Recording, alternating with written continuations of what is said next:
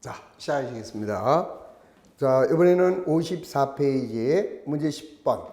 자, 다음 중 괄호 속에 기입할 수 있는 계정 과목은 뭐냐? 자, 우리가 이제 계정을 보시면, 자, 여기 이제 무슨 계정인지 모르고 있어요. 그런데 이제 여기에는 차변에는 현금, 그 다음에 대변에는 매입, 그 다음에는 외상 매입금.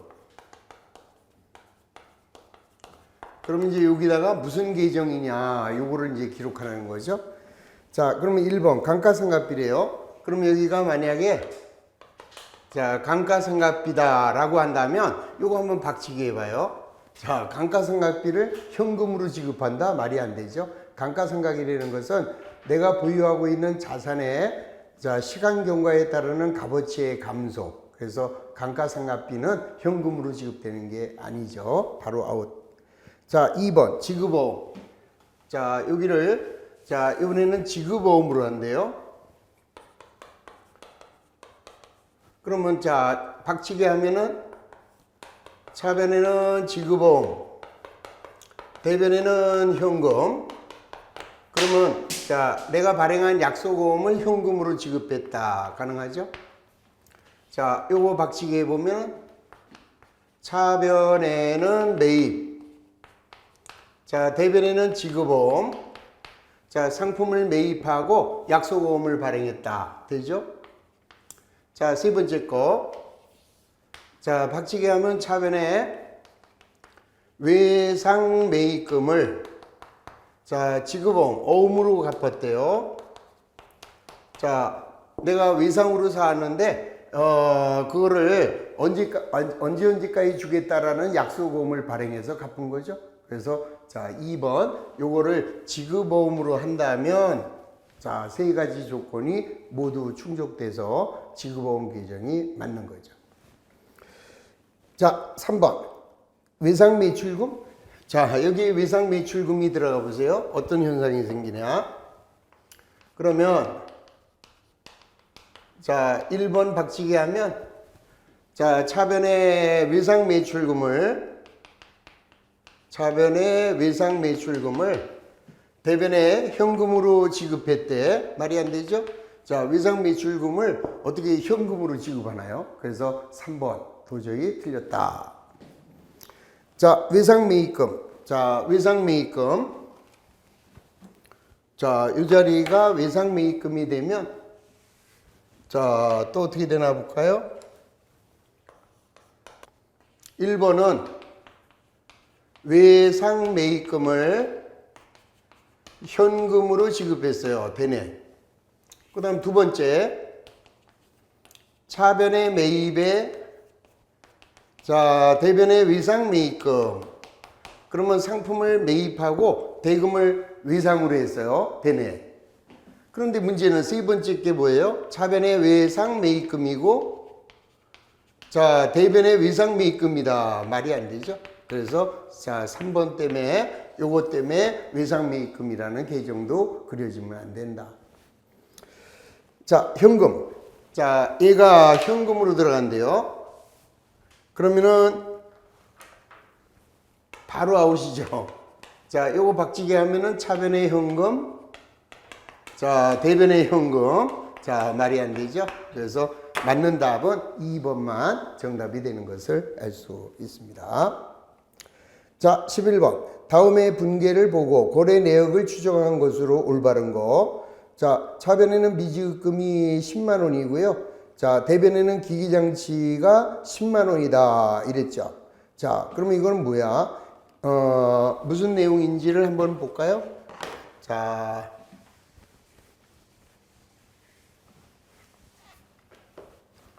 차변에 뭐가 나왔느냐? 미지급금이라는 부채가 10만 원. 자, 대변에는 기기장치가 10만 원. 이렇게 됐어요. 그러면 여기는 미지급금이라는 부채가 감소되고 기기장치라는 자산이 감소됐다. 자, 첫 번째, 기기장치를 10만 원에 취득하고 대금은 다음 달에 지급하기로 하다. 그러면 차변에 뭐가 돼야 돼요? 차변에 기계. 자, 기계가 10만 원. 자, 대변에 미지급금 10만 원 이렇게 나와야죠. 그래서 1번은 거꾸로. 1번은 틀렸다. 자, 2번. 기계장치를 10만 원에 지급하고 취득했대요. 그러면 차변에 기계장치가 와야죠. 자, 그 다음에 뭘로 줬대요? 10만 원을 지급한 거죠. 현금으로. 그러면 현금이 10만 원. 그래서 얘 틀린 거예요. 이거 틀렸고 2번도 틀렸다. 자, 세 번째. 자, 기계장치를 10만 원에 판매하고 대금을 수령하지 못했대요. 그러면 대변의 기계. 자, 대변의 기계장치 10만 원이고 대금을 아직 못 받았으면은 미수금이 돼야 되죠. 그래서 안 됩니다. 그 다음에 네 번째. 외상으로 취득했던 10만 원짜리 기계장치를 반환하였다. 그게 맞겠죠? 자, 무슨 말이에요? 자, 우선 외상으로 기계를 구입해요. 차변에 기계장치 10만 원. 자, 그 다음에 이달 말일날 주기로 했어요. 아직 안 줬으니까 미지급금. 그랬다가 요 기계가 마음에 안 드네요. 빠꾸. 자, 반품하고 내가 사온 기계를 빠꾸 했으면 갚을 이유도 없죠. 그래서 차변의 미지급금, 대변의 기계장치 하여 4번만 옳은 답이 된다 이 소리죠. 자, 5번 기계장치 구입에 관한 회계처리다. 아니죠? 기계장치를 구입했으면 차변의 기계장치가 나와야 된다. 따라서 땡. 자, 12번입니다.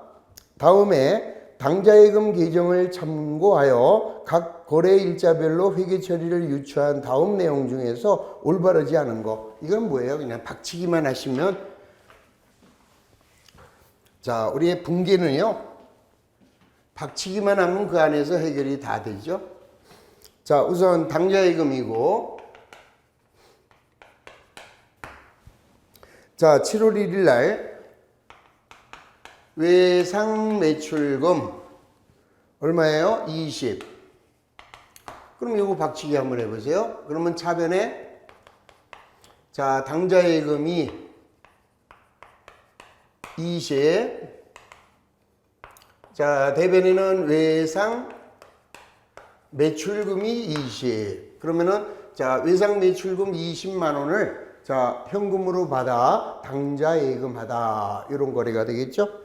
자, 그래서 7월 1일 날은 차변의 당좌예금, 대변의 외상 매출금 맞습니다. 자, 7월 3일. 자, 이번에는 이자 비용이 9만 원. 자, 그럼 박치기 하면 차변에는 이자 비용이 9만 원을 자, 비용이 발생했어요.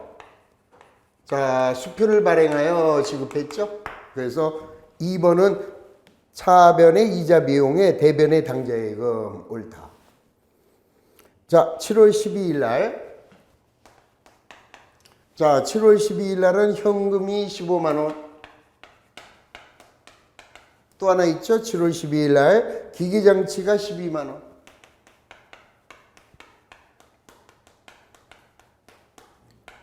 자, 그러면 박치기 하면은 차변에 뭐가 늘어나요? 당좌예금 얼마예요? 15만 원.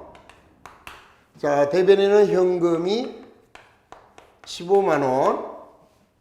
그 다음에는 자, 박치기 하면 차변에 뭐예요? 기계장치 12만 원에 자, 대변에는 당좌예금 12만 원 이렇게 나오죠?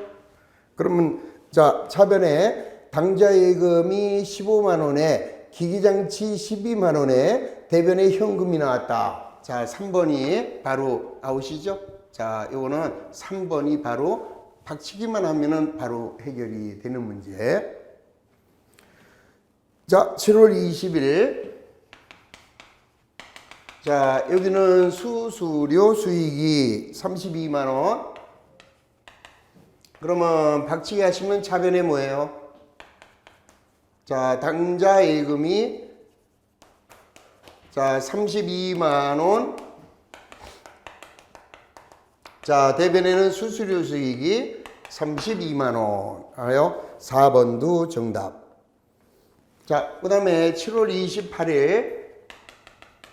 자, 이번에는 수도 강렬비가 7만 원. 자, 이거 박치기 하시면은 자, 7월 28일 차변에 수도 강렬비 7만 원을 자, 수표를 발행하여 지급한 게 됩니다. 그래서 자, 5번도 정답이죠. 자, 몇 번만 틀렸어요? 3번만 틀렸다. 자, 이런 정도는 기초회계만 배우셨어도 할 수 있어야 되는 문제입니다. 자, 13번. 다음 원장의 전기에 대한 설명 중에서 가장 적절한 것이다 이랬어요. 자, 우리는 어떠한 경제적인 사건이 발생을 하면 자, 제일 처음에 뭐를 해요? 붕괴를 먼저 합니다. 자, 붕괴를 한 다음에는 그 다음에는 뭐를 해야 돼요?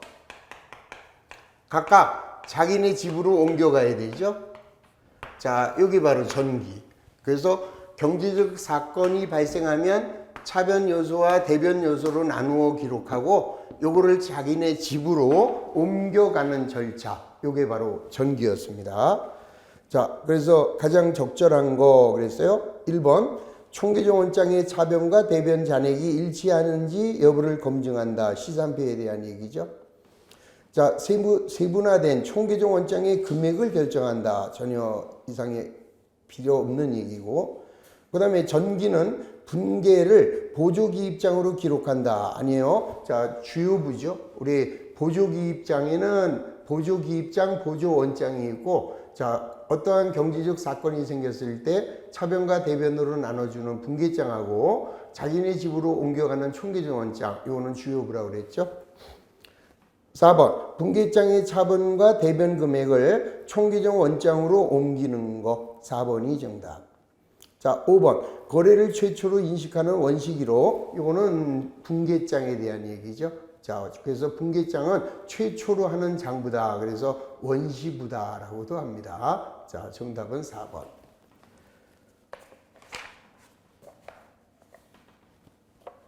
14번. 백두상사는 상품을 50만 원 매입하고 10만 원은 현금으로 지급하고 잔액은 외상으로 하였다. 어떤 장부에 기록을 할 것이냐. 이것도 뭐 지금 할 필요는 없는데 그냥 나왔으니까 간단하게 도와드리면 이런 얘기예요. 자, 상품을 50만 원 매입했어요. 그 다음에 10만 원은 현금으로. 그 다음에 잔액은 외상으로. 자, 그러면 이렇게 되면 자, 이런 거래는 어디다 기록을 하느냐? 자, 무조건 분계장으로 가야죠. 그 다음에는 총계종 원장에는 무조건 가는 거예요. 그래서 분계장과 총계종 원장 이렇게 먼저 가고요. 상품을 매입했으면은 매입장이라는 장부에 가요. 그 다음에 상품 재고장이라는 장부에 기록을 합니다. 자, 그 다음에 현금이 나갔네요. 현금이 나가면은 현금 출납장. 자, 외상으로 했어요. 갚아야 될 돈이 생기네. 그럴 때 매입처 원장 이렇게 들어가죠. 그래서 우리가 요 거래가 발생했을 때 기록해야 되는 장부. 그러면은 1번은 뭐 맞는 얘기네요. 1번이 정답이네요. 자, 2번 매출처 원장은 안 되죠. 왜요? 외상으로 매출했을 때 매출처 원장, 외상으로 매입했을 때는 매입처 원장. 자, 그 다음에 현금으로 줬으니까 당좌예금 출납장에는 기록되지 않죠. 자, 3번 현금 출납장 됩니다. 그 다음에 매입장도 되고 그 다음에 상품 재고장도 되는데 외상으로 매입한 매입처 원장이 빠져 있죠. 자, 그래서 나머지 것들은 다 틀린 거예요. 그래서 정답은 몇 번? 1번만 정답이다. 이렇게 해서 기억하시고, 자, 다시 한번 정리해 드리겠습니다. 기초회계를 배우신 분들은 50페이지에 1번, 2번, 3번,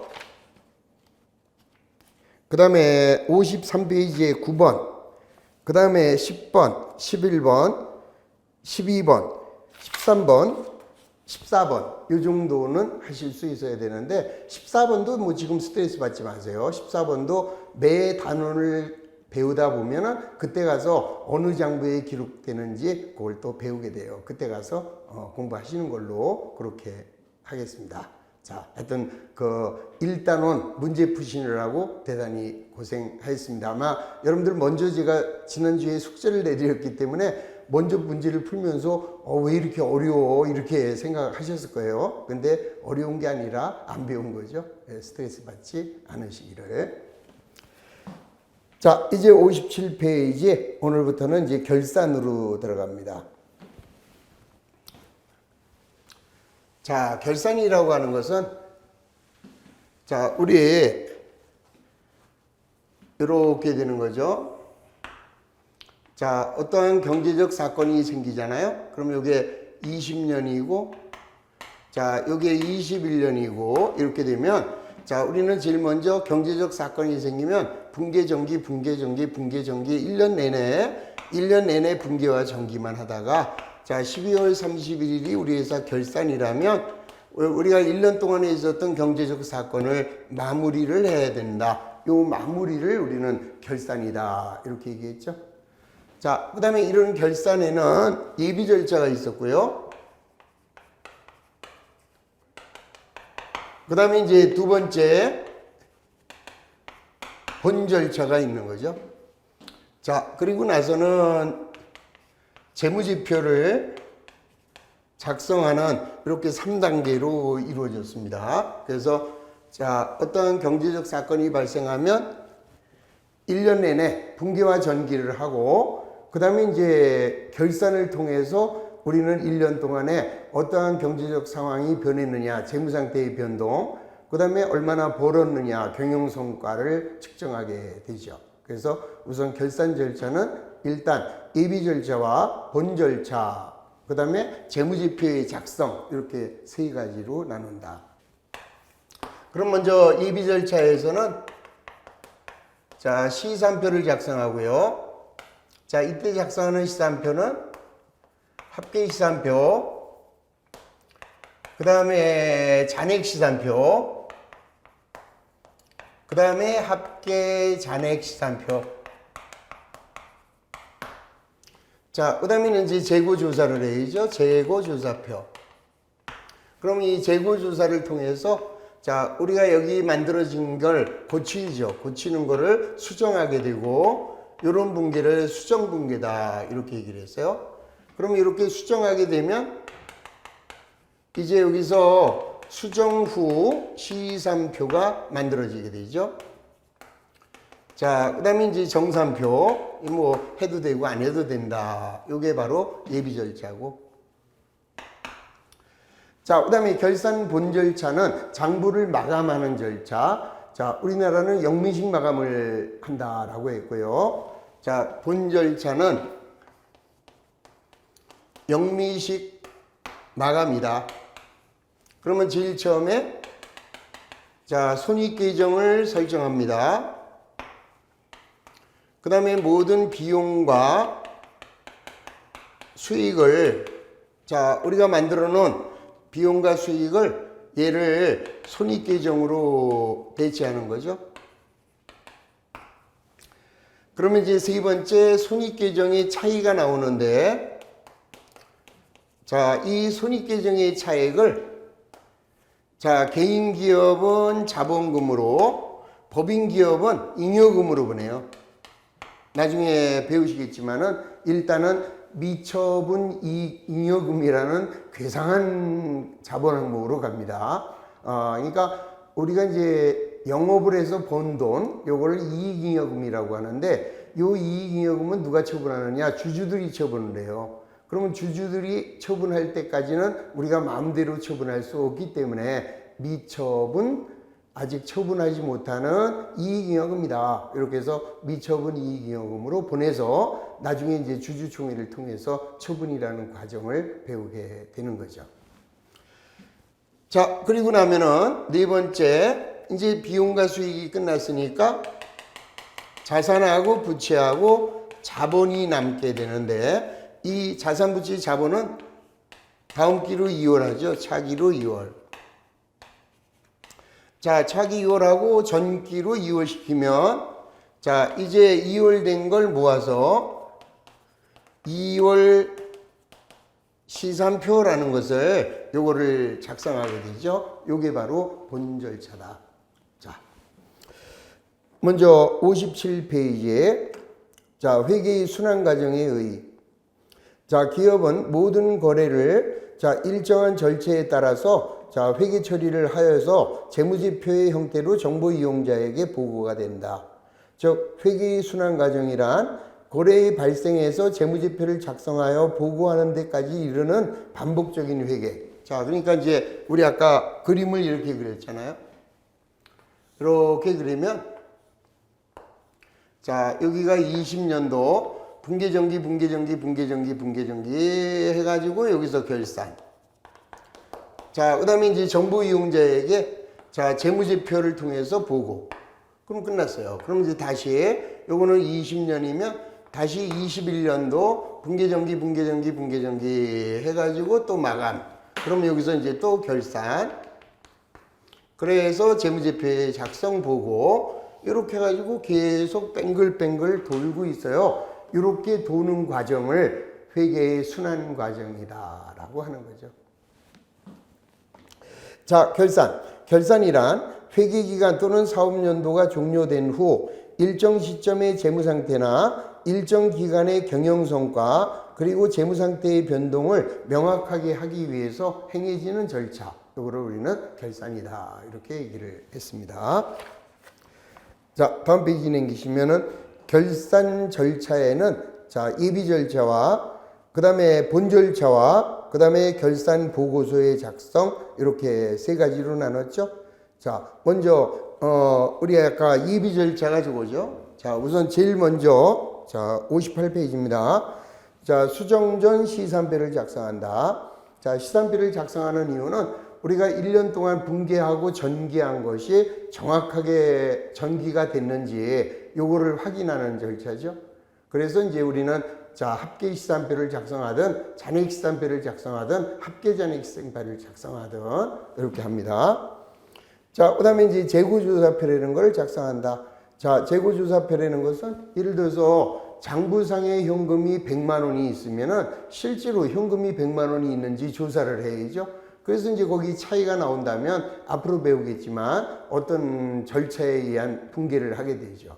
또 창고에 갔더니 상품이 200만 원 있는데 실제로 창고에 가서 재고조사했더니 상품이 150만 원밖에 없어요. 그러면 50만 원 없어진 거 이런 것들을 고쳐주는 거를 앞으로 배우게 되겠죠. 자, 그 다음에는 이제 재고조사표를 작성한 다음에 뭐를 한다 그랬어요? 수정 기입을 한다 그랬죠? 이게 바로 수정 분계가 되고, 그 다음에 이제 원래 시산표에서 수정을 하게 되면 고쳐진 후 수정 후 시산표가 나오고, 그 다음에 이제 정산표라는 걸 작성하는데 정산표는 임의 절차다. 하고 싶으면 하고 싫으면 말고 이렇게 하라.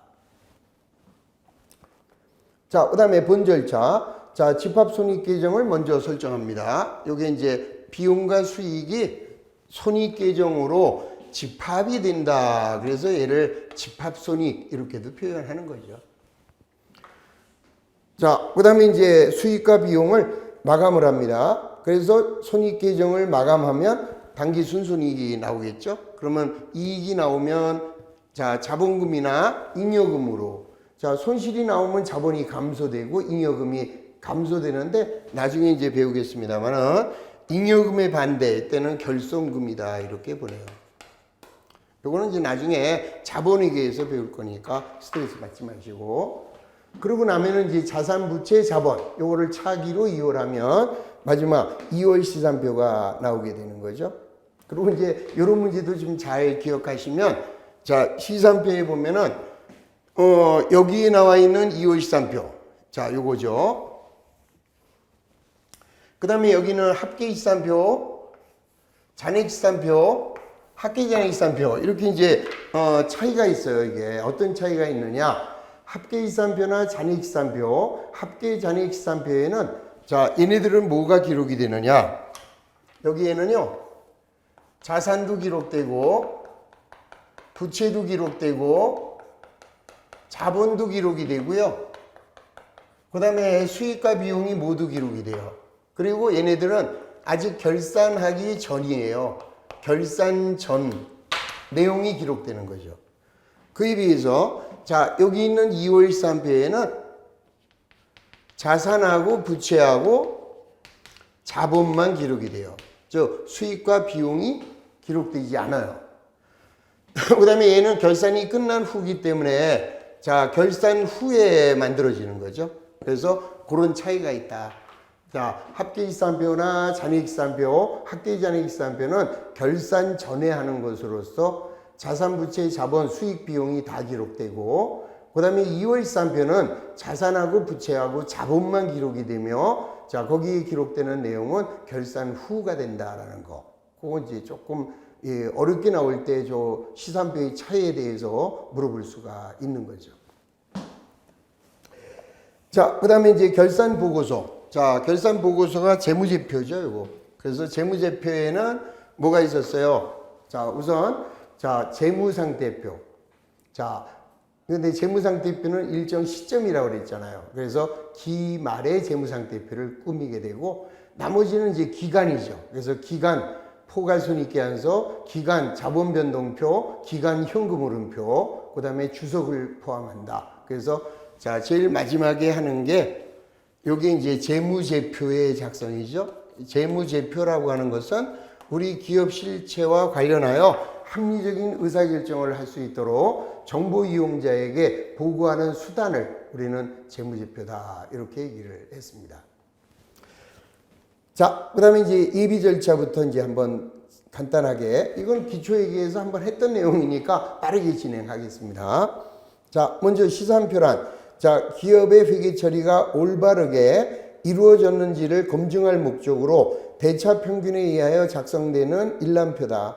그래서 자, 우선 일단 이 분계한 것이 총계정 원장에 정확하게 옮겨졌는가 요거를 확인하기 위해서 작성하는 표, 요게 이제 시산표라는 거죠. 자, 따라서 이와 같은 시산표는 회계장부의 일부도 아니고 외부에 공시되는 재무제표도 아니므로 반드시 작성해야 할 필요는 없다. 근데 우리가 분계한 것이 총계정원장에 정확하게 옮겨졌는지를 확인하기 위해서 해보는 게 좋다. 이런 얘기예요. 그러니까 필수적으로 하는 것은 아니다. 자, 우리 기업이 정확하게 기록이 됐대요. 그럼 뭐하러 합니까? 그리고 요즘에는 전산 시스템이잖아요. 그러면 우리는 자, 어떠한 경제적 사건이 발생해서 자, 전산에다가 입력을 해요. 분기를 입력하면 나머지 것들을 죄다 컴퓨터가 다 해줍니다. 시산표로. 그럼 뭐 컴퓨터가 다 해놓은 걸 뭘 확인합니까? 그래서 구태여 확인하지 않아도 된다라는 거, 그 정도만 이해하시면 돼요. 자, 그 다음에 이제 우리 59쪽에 보면 자, 시산표의 작성, 합계시산표가 있고 잔액시산표가 있고 합계잔액시산표 이렇게 세 가지가 있었죠. 그래서 기본 문제 다음에 에듀프로의 총계정 원장을 참조하여 각 물음에 답하라. 그리고 이제 둘, 넷, 여섯, 여덟, 10개가 나왔는데 그걸 가지고 합계시산표를 작성해보고 그 다음에 잔액시산표를 작성해보고 합계잔액시산표를 작성해보세요. 자, 이런 정도는 자, 여러분들이 간단하게 작성을 하실 수가 있어야죠. 자, 어떻게 작성하느냐? 자, 이렇게 그려요. 그 다음에 이렇게 내려주시고, 그 다음에 여기는 계정. 자, 그 다음에 이제 여기가 합계가 되는 거예요. 합계. 그 다음에 여기도 합계. 자, 그러면 이제 제일 처음에 현금부터 갑니다. 자, 현금 계정 차변합계는 193만 원이네요. 그러면 차변이 193만 원. 자, 지금 하는 게 여기 합계시산표예요. 자, 합계에만 기록을 하죠. 자, 대변에는 40, 52, 5. 그러면은 107만 원이 이렇게 기록이 돼 있어요. 자, 그 다음에는 상품. 자, 순서는 자산, 부채, 자본의 순으로 기록을 하세요. 그러면 상품은 차변에 30. 자, 그 다음에 비품. 자, 비품은 차변에 40. 그 다음에는 자산은 또 없죠? 자, 그러고 나면은 부채네. 외상매입금. 외상매입금은 차변은 10. 그 다음에 대변은 30. 자, 당기차입금. 차변에는 50. 자, 대변에는 70. 자, 그 다음에는 자본이네요. 자본금, 대변에 100. 자, 다음에는 수익이에요. 임대료. 자, 임대료는 20. 그 다음에는 수수료 수익. 자, 수수료 수익은 수익이니까 대변에 3만원. 자, 그 다음에 급여. 비용이네요. 차변에 5만원. 그 다음에 이자 비용. 자, 이자 비용은 2만원. 자, 그럼 이제 모두 끝났습니다. 그러면 이제 차변의 합계는 얼마냐? 그러면은 334만 원인가요? 자, 차변 합계와 대변 합계를 계산을 해봅니다. 그러면은 193만 원에다가 자 70, 그 다음에 60, 그 다음에 7, 그래서 330이죠. 자, 대변도 107, 자 플러스 200, 플러스 23, 그러면은 여기도 330이 나옴으로써 차변합계와 대변합계가 일치한다는 것은 우리가 정확하게 분기한 것이 전기가 됐다라는 것을 의미하는 거죠. 자, 그 다음에 뭘 할 수 있느냐? 잔액시산표라는 걸 만들 수도 있어요. 그러면 이제 일반적으로는 잔액시산표를 더 많이 하죠. 자, 잔액시산표에는 자, 차변과 대변, 그리고 얘는 잔액을 나타내는데, 자, 현금은 차변은 193인데 대변이 107만 원이에요. 그럼 양쪽에서 빼요. 그러면 86만 원만 차변에 잔액이 남네요. 자, 상품은 30. 자, 비품은 40. 그 다음에 외상매입금. 차변은 10인데 대변이 30이니까 20이 잔액이 남죠. 자, 그 다음에 단기차입금은 70에서 50. 그러면 20. 그 다음에 자본금은 100. 그 다음에 임대료가 20. 그 다음에 수수료 수익이 3만원. 자, 그 다음에는 급여 5만원. 그 다음에 이자 비용 2만원. 자, 이렇게 기록을 하면 자, 863, 156, 163만원이네요. 그러면 대변도 163만원으로 대차가 일치함으로써 정확하게 시산표가 작성이 된 거죠. 이게 합계시산표, 요게 잔액시산표. 그 다음에 합계잔액시산표는 여기다가 이제 이걸 하나 더 만드는 거예요. 이렇게 만들어서, 자, 이렇게 만들어서 이제 여기서 빼는 거죠. 93에서 7만원. 그럼 여기가 차변 잔액이 되고 여기가 대변 잔액이 되니까 차변이 86만원 더 크다. 자, 상품은 차변으로 나왔으니까 30. 자, 비품은 40. 자, 외상매입금은 대변이 20이 더 크네요. 20. 단기차입금도 대변에 20. 자본금은 100. 20에 3. 그 다음에 5만 원에 2만 원 이렇게 하면은 자 잔액이 나오겠죠. 그러면은 163만 원 나오겠죠. 자, 그 다음에 이제 이쪽도 역시 163만 원 이렇게 만들어지면은 이런 시산표를 합계 잔액 시산표라고 한다. 그래서 뭐 이거는 뭐 신경 쓸 게 없어요. 어느 시산표가 좋으냐 이런 것도 필요가 없고, 자 일반적으로 전산을 하게 되니까 일반적으로 전산 시스템에서는 합계 잔액 시산표를 탁 만들어 줍니다. 스트레스 받을 게 하나도 없다. 자, 그래서 문제 1번에서는 자 59페이지 시산표를 작성을 해서 자 다음 페이지에 자 정확하게 만들어졌습니다. 자, 그 다음에 이제 61쪽에 보시면은 자 잔액 시산표의 등식이 나와 있는데 여기서 이제 중요한 게 하나 있어요. 자, 이게 이제 잔액 시산표잖아요. 자, 잔액 시산표의 등식은 요거는 지우겠습니다. 제가 요거는 지워버리고, 자 시산표 등식인데 자 한번 여기 보세요. 여기에 86만 원이나 상품 30, 비품 40 이거는 뭘 의미합니까? 기말의 자산이라고요. 기말의 자산이다. 무슨 말이냐면은 거기 현금 계정 보세요. 거기 자 앞 페이지에 보시면 자 여기 현금 계정이 59쪽에 보세요. 1월 10일 날 100만 원을 가지고 스타트 했잖아요. 그랬다가 자 더 늘어나고 더 줄어가지고 지금 잔액이 남아있는 거잖아요. 그러면은 여기 나와 있는 현금 잔액은 기말의 잔액이다 이런 얘기죠.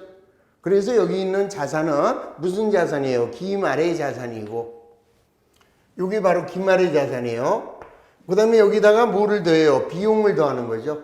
자 기말 자산에다가 자 총 비용을 더하면 자 대변에는 여기에 나와 있는 외상 매입금과 단기 차입금은 기말의 부채가 되는 거죠. 왜냐? 거기 외상 매입금 계정 하나 볼까요? 자, 외상 매입금 보면 자 30만 원을 2월 5일 날 30만 원을 외상으로 구입을 했다가 6월 10일 날 10만 원을 갚았다 이 소리잖아요. 그래서 12월 말일 날 남아있는 외상 매입금이 20이니까 요거 기말의 부채라고요. 차입금도 마찬가지죠. 자, 차입금도 3월 11일 날 70만 원을 빌렸다가 5월 7일 날 50만 원을 결제를 했어요. 따라서 12월 말일 남아있는 차입금이 20만 원이 남아있다 이런 얘기잖아요. 그래서 그건 뭘 의미하느냐? 기말의 부채죠. 그런데 중요한 게 여기 나와 있는 자본금 100만 원 요거는 기초의 자본이라는 거예요. 그 다음에 이제 여기에 총수익이 들어가는 거죠. 자 이렇게 만들어져서 요거를 우리는 시산표 등식이다 라고 하는데 이 잘 틀리는 이유가 뭐예요? 여기가 기말자산, 여기가 기말부채니까 꼭 여기가 기말자본 같다고요. 근데 기말자본이 아니라 기초의 자본이라는 거죠. 그럼 이 자본은 지금 여기 나와 있는 자본이기 때문에 기초의 자본이고, 여기서 이제 비용과 수익이 조정이 돼서 자본금으로 늘든지 줄든지 하게 되면 여기서 이제 기말의 자본이 나오게 되는 거죠. 그래서 아직까지는 자 예비 절차의 시산표에 나오는 자본, 요거는 무슨 자본이라고요? 기초의 자본이다. 그리고 나중에 요 2월 13페이지에 나오면은 자산부채 자본이 나오잖아요. 이때 나오는 자본, 요 자본은 이제 기말 자본이 되는 거죠. 자, 요게 좀 중요한 얘기예요. 여기는 뭐가 되고, 여기는 기초의 자본이 되는 거고, 그래서 요거 절대 혼동하지 않으시면 되겠습니다. 요거. 자, 요거는 꼭 외우시기를 바랍니다. 외우시기를. 자, 그래서 자, 우선 61쪽에 보시면 자, 작성하는 시점에, 그 위에 잔액시산표 등식 나왔는데, 거기다 좀 중요한 거는 자산 플러스 비용은 부채 플러스 자본 플러스 수익, 그렇게만 하지 마시고, 기말 자산 플러스 총 비용은 기말 부채 플러스 기초 자본 플러스 총 수익이다. 이렇게 고치셔서, 그거를, 제가 고쳐드린 대로 암기를 하셔야 좋습니다. 자, 그 다음에 시산표는 언제 작성하느냐? 자, 결산 전에. 자, 요거죠? 수정하기 전에 하는 게 뭐가 돼요? 수정 전 시산표. 그 다음에 이제 여기서 이러한 수정 분계를 해서 만들어지는 게 수정 후 시산표. 그 다음에 마감 후 시산표. 자, 마감 후 시산표가 2월 시산표가 된다. 그런데 주의할 게, 자, 합계 시산표나 잔액 시산표, 그 다음에 수정 전 시산표하고 수정 후 시산표까지는 자산, 부채, 자본, 수익, 비용이 다 들어간다. 그리고 여기 나와 있는 2월 시산표, 2월 시산표에는 수익과 비용이 들어가지 않는 거죠. 수익과 비용은 한 해 결산이 끝나면 자, 쓰레기통으로 바로 없어진다 그랬잖아요. 그래서 남아있는 자산, 부채, 자본을 자, 시산표로 만들게 되는데 그게 2월 시산표라는 거. 자, 중요 기출문제. 자, 수정 전 시산표에 대한 설명으로 옳지 않은 것이다. 자, 1번. 통상 재무제표를 작성하기 전에 거래의 오류 없이 작성되었는지를 자기가 검증하기 위해서 작성한다. 라는 얘기죠. 지금 물음이 수정 전 시산표에 대한 이야기니까. 자, 총계정 원장의 총액이나 잔액을 한 곳에 모아놨다. 총액을 모아놓으면 합계시산표고 잔액을 모아놓으면 잔액시산표죠. 세 번째, 결산 이전의 오류를 검증하는 절차로 자, 총계정 원장 분계장과 더불어 필수적으로 작성해야 한다. 필수적으로 작성할 필요 없다라고 아까 기억나시죠? 그래서 3번이 땡. 자, 복식부기의 원리를 전제로 합니다. 그 다음 차변합계와 대변합계가 일치하더라도 계정의 분류나 거래의 인식의 누락 등에서 오류가 발생할 수 있다. 맞죠? 우리가 이제 어떤 얘기예요? 어떠한 이 시산표를 작성했는데 거기서 발견할 수 있는 오류와 발견할 수 있는 오류, 없는 오류로 나눈다.